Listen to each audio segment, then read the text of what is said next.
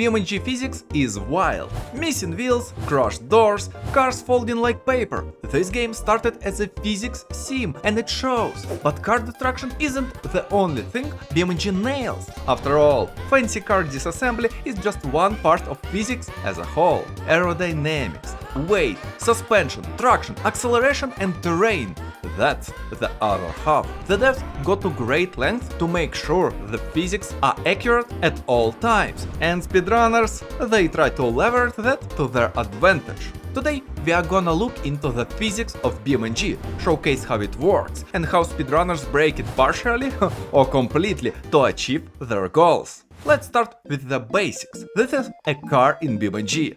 It has beams and it has nodes. This is how BeamNG does soft body physics simulations. Nodes are a basic particles that can move freely in space. They have weight, while beams hold nodes together in a structure and weigh nothing, but instead behave like springs. Obviously, the actual in-game system is much more complex and sometimes a little buggy. Overall, this system has a ton of values to consider: weight, deformation, and the strength of any particular beam. This is probably the most updated part of BeamNG, since it's basically how the game has advertised itself right from the start, all the way back to the earliest demo on Steam Greenlight. Also, this is probably the most RNG part of the game, since physics in BeamNG is non-deterministic. This means every single deformation will probably not gonna be the same. The speedrunning community uses this system in wildly different ways. The main one,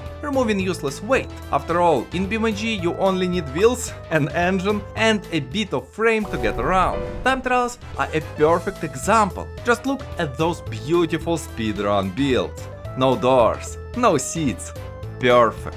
Scenarios, on the other hand, are a whole different beast. You can't pre-build your cars for them, which means time to get creative.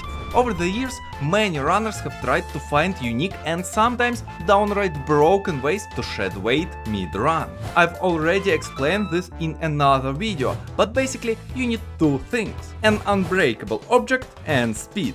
Trees, light posts, or even other cars, everything can be used as an object in this case. Just drive as fast as you can and removing any part of the car becomes child's play, assuming your positioning is good. One mistake though, and you're just stuck.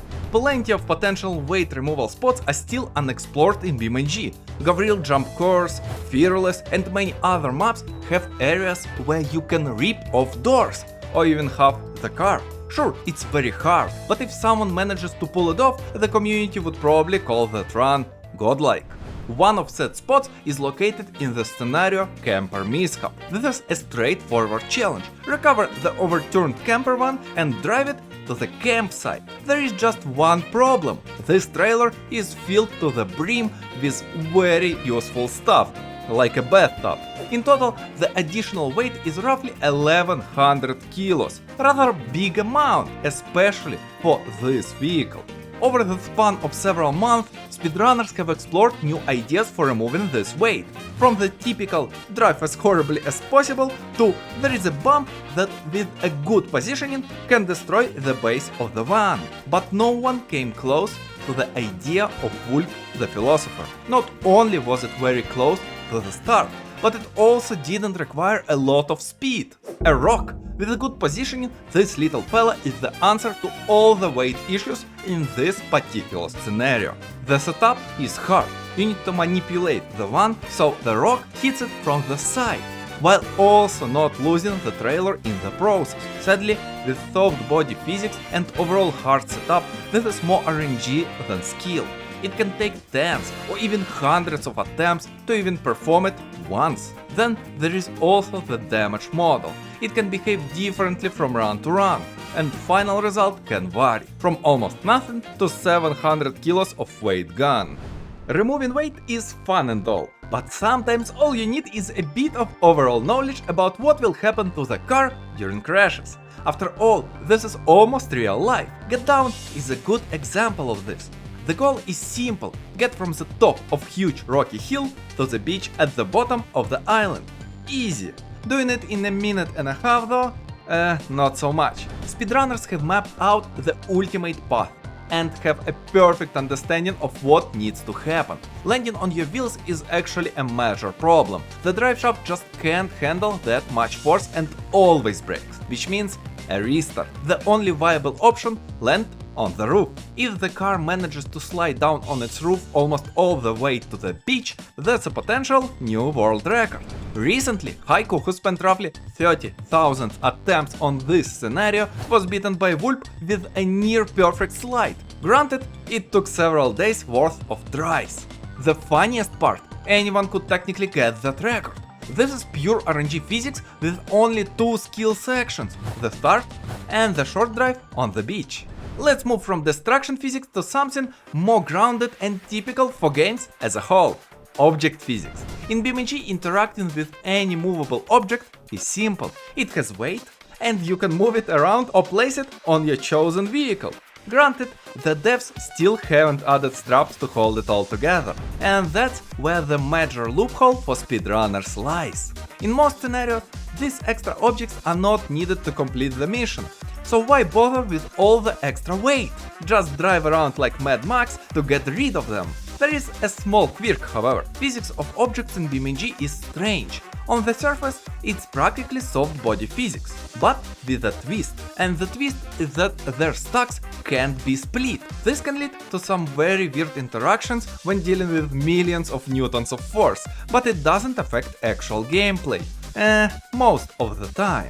Take a look at a scenario with the peculiar name Gambler 500 Desert Hauler. The description actually says: carefully haul the junk across the unforgiving back trails of Johnson Valley. I agree with it being unforgiving, but for speedrunners, carefully was never an option. Speedrunners have two categories for this particular challenge: any percent and 100%.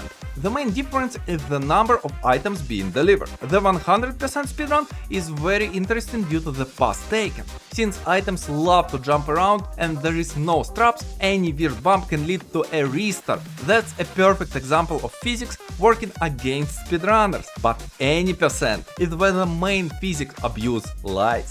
Funny, but the actual difference between the two is a full minute. Not only route matters, but also weight. This is perfect example of why removing items is so important. This challenge has 7 items that needs to be delivered, and none of them are held in place. Tires, a mattress, and even a TV. Speedrunners found that the easiest and most common object to get stuck is the TV. Well, not even the whole item itself, just a broken piece of it. Turns out almost every single item can be destroyed and split into many pieces, which removes even more weight. In return, however, any big enough bump can send those pieces flying out of the car. At the end of this scenario, a skip. It simply follows the scenario's one main rule: the items just need to end up in the finish zone. So why bother driving all the way around when a jump is both faster and easier? It does have its drawbacks though. Mainly RNG. Those items can just as easily fly off and leave you behind without a finish or a record. This jump actually reminded me of the last big part of physics interactions in the game: airtime. I guess general driving also fits into this section. Driving in BeamNG feels great, but it has its quirks, and as I mentioned earlier, Airtime is one of them. This isn't an arcade racing game. You don't get speed boosts or acceleration in the air, and that's where the problem lies. Not many scenarios feature ramps, but it's well known that to finish quickly, you must avoid them whenever possible, or at the very least, reduce airtime as much as possible. Take the hidden jump scenario, for example. It's only 20 seconds long and has just one jump, but the only way to get the world record is to slow down right before it. Not only does this cut your airtime to a minimum, but it also lines you up perfectly for a straight shot to the finish. Sounds easy, but in truth it's so difficult that the current world record has stood for 2 years and nobody has yet been able to even come close. A single jump scenario might sound a bit too simple, so let's step up to the Gavril jump course. As the name suggests, it's a map filled with ramps designed to test and showcase all the nuances of the Gavril D series. Generally speaking, this map is fun, but even with perfect driving and no skips, it's still long.